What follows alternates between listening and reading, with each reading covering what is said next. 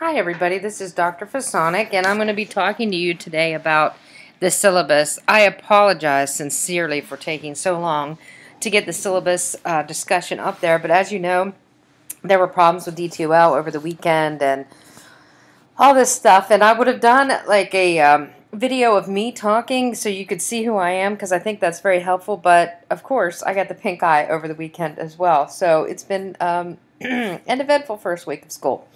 Anyway, so what I'm going to do today is just go over the syllabus like I would as if we were in the classroom together. And I just want to go through it and make sure everybody knows what we're up to. I know that some of you have, in fact, read the syllabus by now, but this is just kind of a review to make sure we're all on the same page. So, as you know, this is Composition 1 or 101 or whatever you want to call it. Everybody has their own nickname for the class. And I am Dr. Fisanick. My office, if you happen to be on campus, is 219 Azorski, and my phone number is here, but I don't recommend calling that because I'm only in my office for like 6 hours a week. The best way by far is to reach me through email.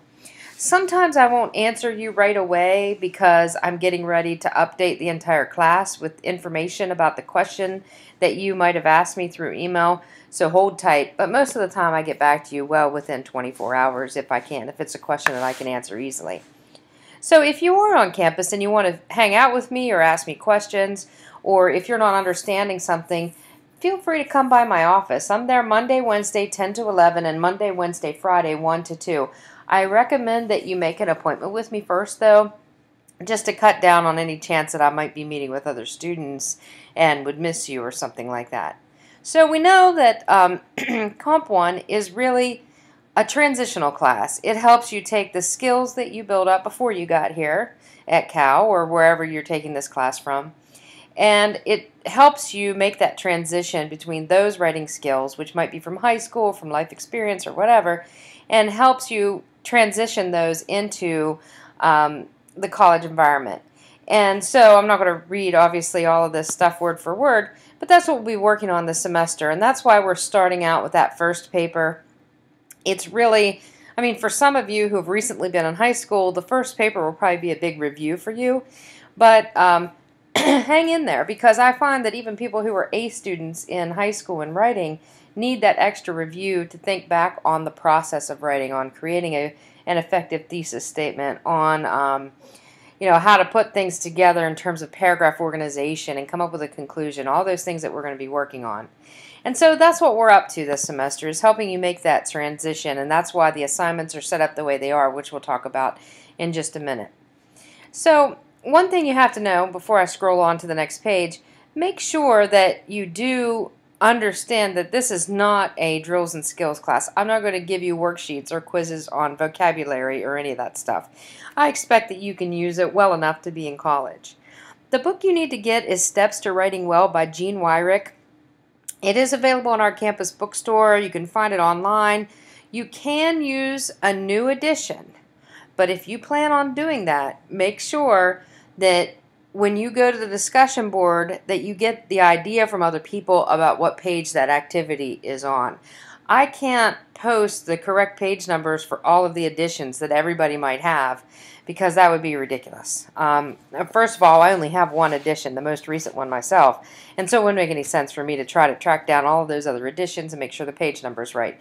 So if you're not sure what page number or where the assignment is on what page, just wait until somebody posts. Certainly somebody will have the correct edition of the book. It'll all work out. Try not to stress over that. Also, you need a writer's notebook, something that you can take notes in, try out ideas in, and so forth.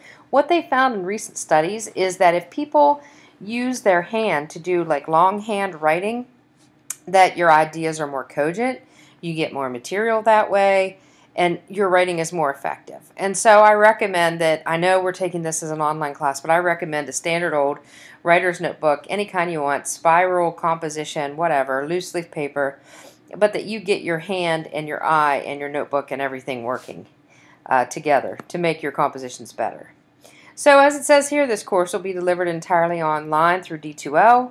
That's where everything will be posted. Make sure that you look there. I will try to, I'm obviously interacting with the class all week long, and especially when posts are due and stuff like that. If you need something, though, don't forget to email me. As it says here, this is not the type of course that you can wait until the end to complete. You'll have assignments due every week, and I didn't realize that people did do that in other classes until 2 summers ago when I taught online for the very first time and realized that some people weren't turning in materials, and I emailed them and they didn't know that things were due like every week. So make sure that you're keeping up. Don't fall behind because you can't make up things. If you have a problem with D2L or any of that stuff, you can always go to visit the D2L orientation, or of course call the help desk or send an email to UTech, fill out a request, and they can help you sort that out. I can't handle the technical end. That's on them. Like when D2L was down over the weekend, there wasn't anything I could do about it. So, assignments. In order to pass this class, you will write 4 formal essays and do some other informal writing. And so I lay it out here. On the position paper itself, which is the first thing you're working on, is due September 21st at midnight. Everything is always Eastern Standard Time because that's the time I'm on, and most of you are too. You also need to do a response essay, which should be pretty fun because one of the options for responding to some texts is to write about Bigfoot. And who doesn't want to write about Bigfoot? The next essay is a writer's choice essay. I'll introduce you to 6 different types of writing methods, like process analysis, causal analysis, and so forth. You pick the type of essay you want to write. You pick the subject. It's due on November 2nd. This, I believe, essay is my absolute favorite assignment, and I have taught it for years and years and years because it never gets old because students are always new. And basically, you have to write a belief statement in an essay form using concrete information and metaphors and all kinds of good stuff, but we'll get to that later. And it's due the day before our Thanksgiving break begins. And then a reflection paper, and that's where you look back on everything you've written in this class and give me some insight into what you think about the course, what could be better, what could be worse, did you learn anything, all that good stuff. And the reflection paper itself is due on December 9th at midnight, and that'll close out the class. And you know, December 9th seems like it's a long, long time from now, but in reality, it's just around the bend. So a couple things you need to remember is that, you know, treat people with respect. People are going to have different views than you, and you're going to be responding to their writing, and that's good, and it's great. Just try to remember that,